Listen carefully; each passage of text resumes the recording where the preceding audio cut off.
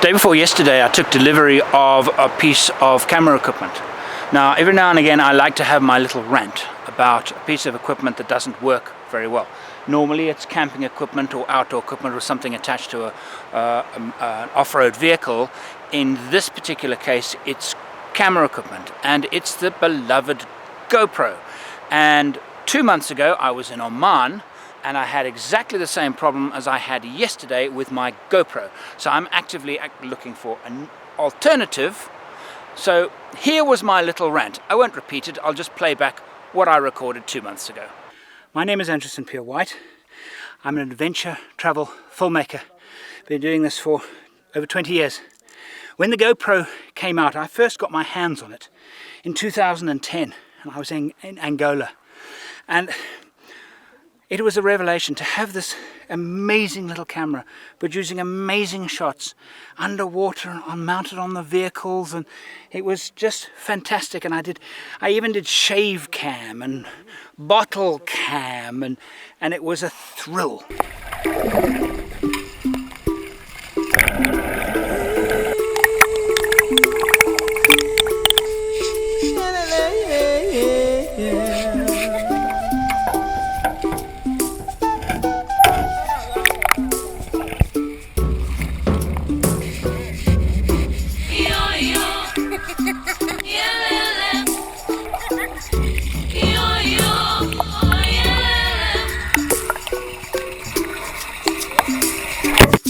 Then I got GoPro 2, and I got 2 of them, so I could mount in different parts of the vehicle.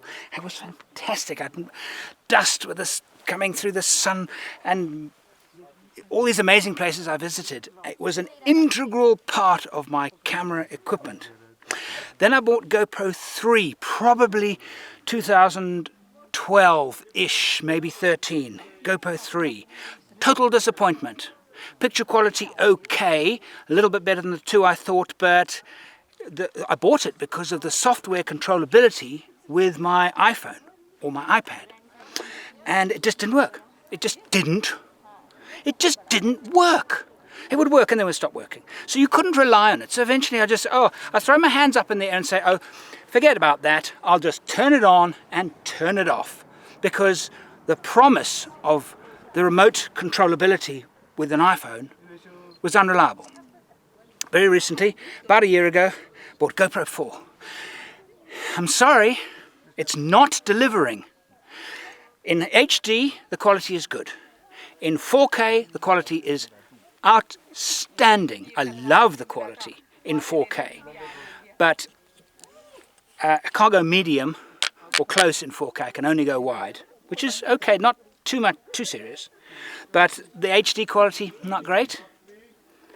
But the controllability via my iPad is unreliable. I've just come up, I'm in Oman and I'm traveling through the desert, and I've been doing some amazing on-road shots, and I've just had a very simple mount on top of the vehicle, driving up, and we've been doing that for the last 2 hours, and every time I come to the camera and try and turn it on, I have to do it on manually. I might as well get up and turn it off and on myself. It's a disappointment. I'm sorry, but as much as I have loved the GoPro, I am now going to look for an alternative, because you're not delivering what you used to deliver. And my guess is that you've been sold. GoPro's been sold. It was designed by enthusiasts. It was designed by people who were passionate about what they were doing. Because I could tell, because the mountings were amazing, and the suction cap was amazing, and this was amazing, and everything was amazing. It meant that the people doing it were amazing. It's been sold, and I reckon it's now been designed by people in boardrooms. I'm sorry, but it's not good enough, and I'm looking for an alternative. I'm sad to say it, because I've loved the GoPro. On a recent trip to Namibia, I had another piece of equipment fail on me.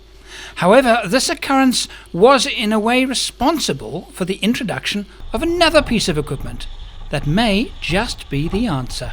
Well, I'm bitterly disappointed, guys.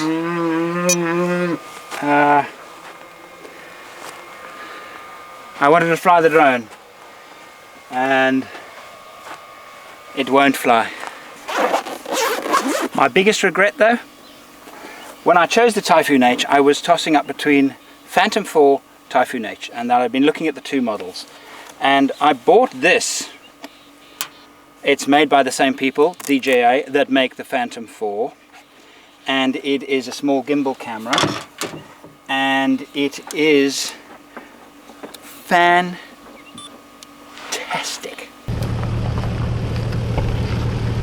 That's good. Let's come forward a little bit. Straight. Straight as you are. Dead straight.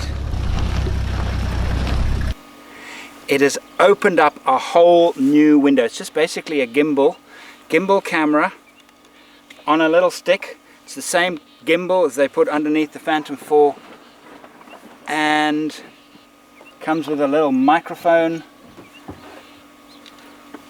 Now if the Phantom 4 is close to as good as this little guy,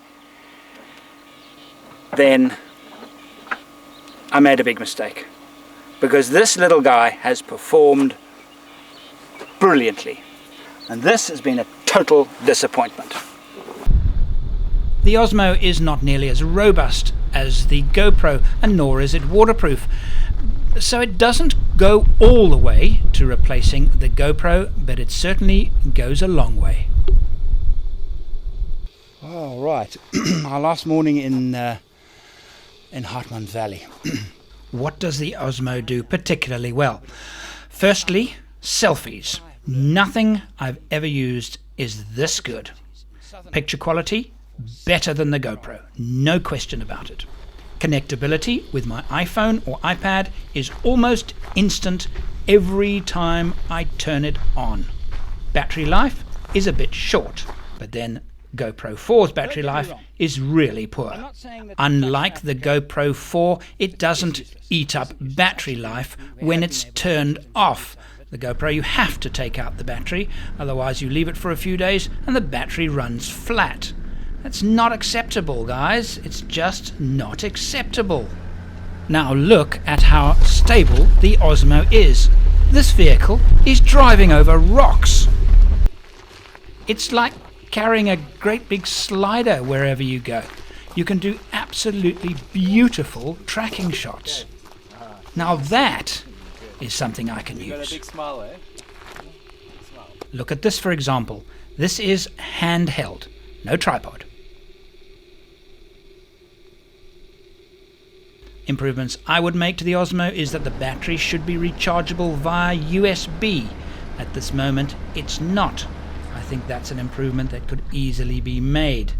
And please pay more attention to audio. I want a manual setting, or at least some way of controlling the settings so I can use different microphones. I found a lot of my microphones distorted easily, and there was no way to control it. Being a gimbal camera, the Osmo is a bit delicate. You have to handle it with care. Unlike the GoPro, of course, when it's in its casing, it is extremely robust. I've actually had a car wheel drive over one, and it survived unscathed. I would like to see more picture controllability with the Osmo. I want to shoot raw or close to raw, or at least some control over picture profiles. Will this replace my GoPro? Not entirely. It can't go underwater, and for those moments where the camera could get damaged, extreme dust and extreme vibration, I would probably still choose the GoPro. But for most of my work, the GoPro will stay in its little box, and I'll use the DJI Osmo. This Land Rover succumbed because of fire. Now you can see the grass is actually very, very high. Now because quite a few travellers cross the Marienfluss, the grass in the middle of the track is actually quite low, and it's not really a danger to us at all. You can see there it is far lower than the grass around it.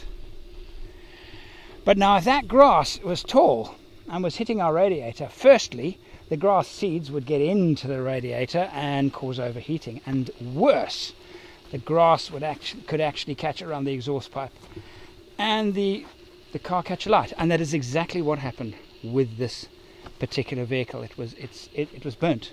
It was burnt by grass catching fire around the exhaust pipe. Thank you for watching. If you would like to take our relationship to the next level, support me on Patreon. Just $1 a month to support our video productions. Download everything I've ever made and watch them on the big screen on forexoverland.com. Or subscribe now on YouTube.